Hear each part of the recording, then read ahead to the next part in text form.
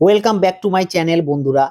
আজকে match day 4, অর্থাৎ আজকে চতুর্থ ম্যাচ ম্যানচেস্টার ইউনাইটেডের সঙ্গে আর্সেনালের।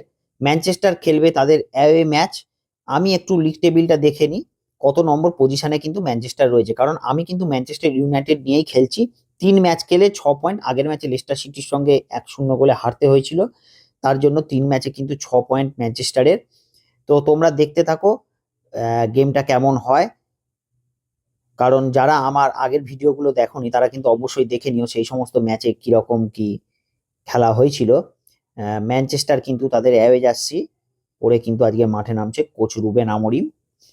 এই ম্যাচটা কিন্তু অত্যন্ত গুরুত্বপূর্ণ ম্যানচেস্টার আর্সেনাল দুটো দলের কাছেই, এবং ম্যানচেস্টার কিন্তু তাদের অ্যাওয়ে ম্যাচ খেলছে। খুব সুন্দর একটা স্টেডিয়াম আর্সেনালের, সেই মাঠে কিন্তু খেলাটা হবে। বাতিস্তম্ভের আলো জ্বলে উঠেছে, প্লেয়াররা ধীরে ধীরে মাঠে নামছে, আর কিছুক্ষণের মধ্যেই কিন্তু ম্যাচ শুরু হয়ে যাবে। মাঠে দর্শকরা উপস্থিত হয়েছে আর্সেনালকে সমর্থন জানানোর জন্য, কারণ এটা তাদের হোম ম্যাচ। ম্যানচেস্টারও কিন্তু তৈরি। আগের ম্যাচে তারা ভালো ফুটবল খেলছিল প্রথমার্ধে, কিন্তু দ্বিতীয়ার্ধে তারা পুরোপুরি ম্যাচ থেকে হারিয়ে যায়। তো এখন কিন্তু খেলা শুরু হচ্ছে বন্ধুরা, তোমরা কিন্তু দেখতে থাকো। খেলা শুরু হয়ে গেল। এখানে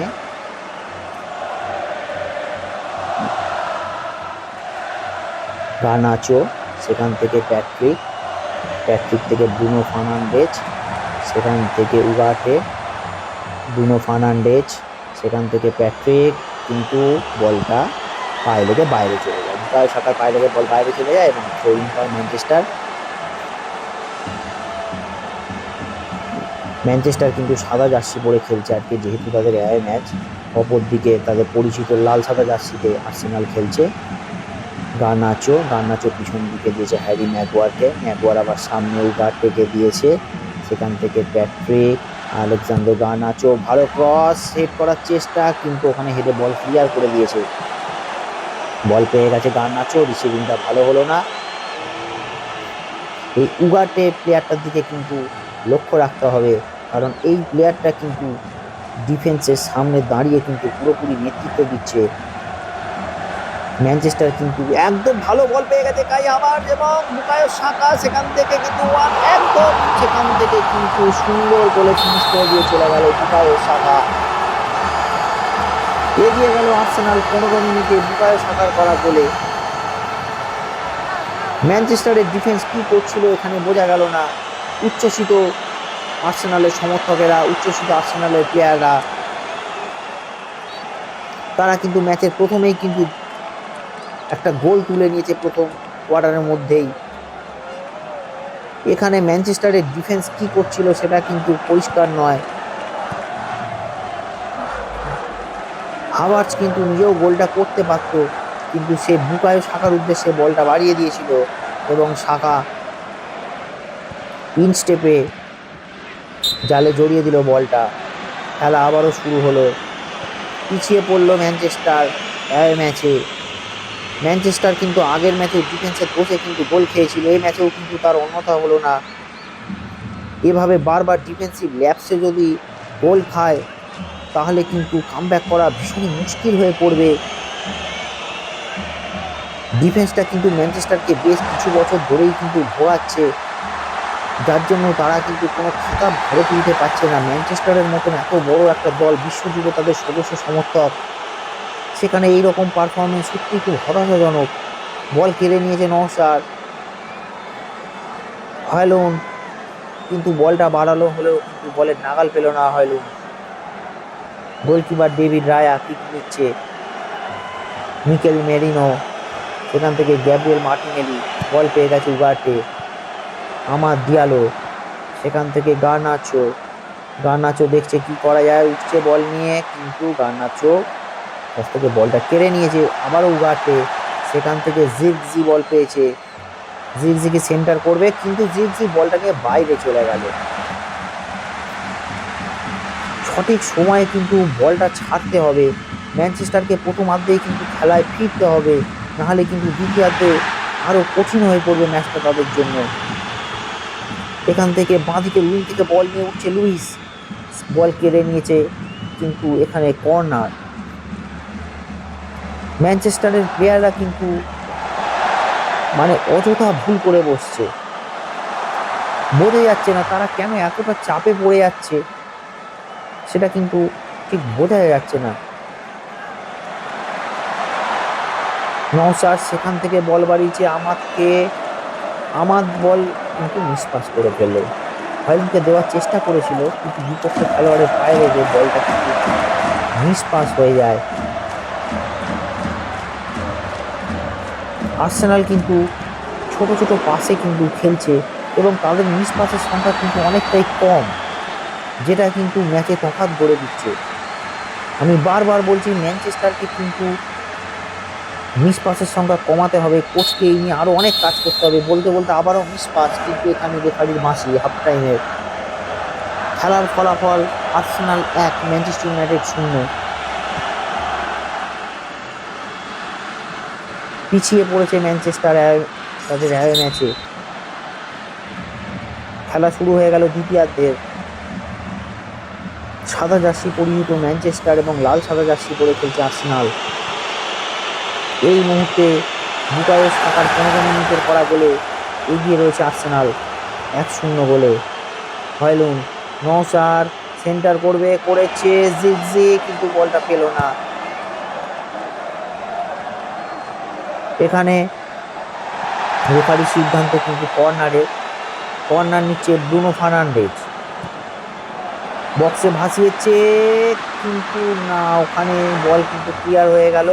কাই হাভার্টজ থেকে মিকেল মেরিনা, সেখান থেকে মার্টিনেলি। আর্সেনাল কিন্তু দ্রুত কাউন্টার অ্যাটাকে চলে আসছে বারবার। এখানে রেফারির মাসি, ফ্রি কিক, ফাউল। নওশাদ সেখান থেকে আবারও মিস পাস। দলটা দ্বিতীয়ার্ধে কিন্তু খেলা থেকে একেবারে হারিয়ে যাচ্ছে বারবার, এটা কিন্তু ভালো লক্ষণ নয়। 3বার বল পেয়েছে সেন্টার এবং আবারও কিন্তু বক্সের মধ্যে একদম ফ্রি পেয়ে গেছিল আবার, কিন্তু এখানে সহকারী রেফারি অফসাইডের সিদ্ধান্ত দিয়েছে। ম্যানচেস্টারের ডিফেন্সকে কিন্তু খুবই সজাগ থাকতে হবে, কারণ যে কোনো সময় এই ধরনের বল থেকে হাভার্টজ, সাকা এরা কিন্তু গোল করে দিতে পারে। আর্সেনাল ভালো দল, ভালো খেলছে তারা, কিন্তু আমার সেখান থেকে ব্রুনো পেয়ে গেছে গার্নাচো দেখছে কাকে দেওয়া যায়, কিন্তু ওখানে গার্নাচোকে শিল্ড করে বলটা কেড়ে নিল। আবারও বল বাড়িয়ে দিয়েছে মার্টিনেলির উদ্দেশ্যে। এখানে গোলকিপার কি করছে? গোলকিপারের মধ্যে সেই কনফিডেন্স লক্ষ্য করা যাচ্ছে না, বেরিয়ে আসছে অথচ বল নিতে পারছে না। একটা হাফার্ডেড অবস্থায় পড়ে যাচ্ছে গোলকিপার। উগাটে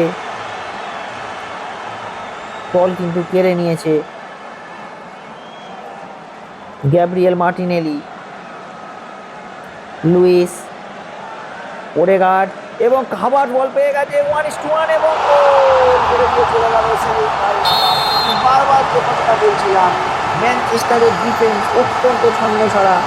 73 মিনিটে 2-0 গোলে এগিয়ে দিল কাই হাভার্টজ।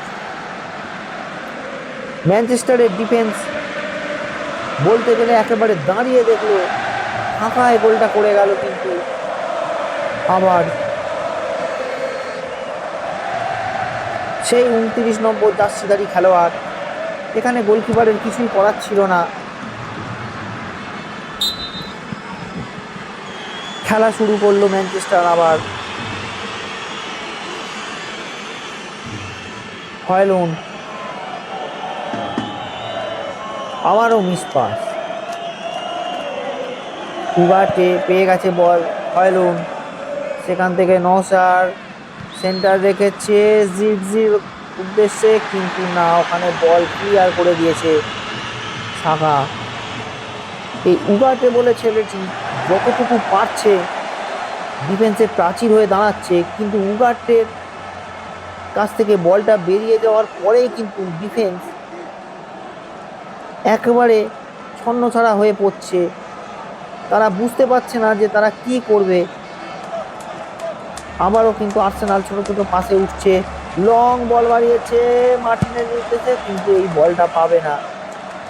ভালো প্রচেষ্টা বলতেই হবে এখানে, লম্বা বল বাড়িয়েছিল। গোল কিক নিচ্ছে ওনানা, আমাদ,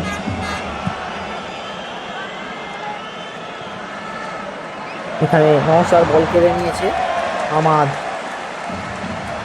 হয়লুন্ড কিন্তু বলটা পেল না। এইগুলো কেন হচ্ছে বোঝা যাচ্ছে না। ম্যানচেস্টারের মতন দল, যাদের থেকে মানুষ অনেক কিছু আশা করে, তারা এইভাবে বারংবার মিসপাস করছে এবং খেলা থেকে পুরোপুরি হারিয়ে যাচ্ছে কেন? এখনো বিপক্ষ ম্যাচ প্রায় শেষ হতে চললো, বিপক্ষ গোলকিপারকে সেরকম কোনো কষ্ট করে কোনো বল ধরতে হয়নি। আবারও বল পেয়ে গেছে হাভার্টজ, দেখছে কাকে দেওয়া যায়, কিন্তু নওশার এখানে বলটা কেড়ে নিয়েছে। আমাদ, সেখান থেকে ব্রুনো, ব্রুনো ফার্নান্ডেজ মিসপাস এবং রেফারি লম্বা বাঁশি, ম্যাচ শেষ। এখানে খুশি নয় ম্যানচেস্টারের কোনো প্লেয়ার, অপরদিকে আমরা দেখতে পাচ্ছি আনন্দ প্রকাশ করছে হাভার্টজ। আর্সেনাল এই ম্যাচে 2-0 গোলে জয়লাভ করলো ম্যানচেস্টার ইউনাইটেডের বিপক্ষে। ম্যানচেস্টার ইউনাইটেডের শট অন টার্গেট 0, অর্থাৎ তারা একটাও গোলে কিন্তু শট নিতে পারেনি। এটা খুবই দুর্ভাগ্যজনক। 4 ম্যাচ খেলে তাদের 2টো জয় এবং পরপর তারা 2টো ম্যাচ কিন্তু হেরে গেল। তাদের সংগ্রহে থাকলো 4 ম্যাচে 6 পয়েন্ট। আমরা একটু লিগ টেবিলটা চট করে দেখে নিই। ম্যানচেস্টার 7 থেকে কিন্তু 10 নম্বরে নেমে গেল 4 ম্যাচ খেলে 6 পয়েন্টে। সেখানে ম্যানচেস্টার সিটি কিন্তু 4 ম্যাচে 4টে জয়, 12 পয়েন্ট নিয়ে তালিকার শীর্ষে রইল। আবার দেখা হবে ম্যাচ ডে 5-এ বন্ধুরা তোমাদের সঙ্গে।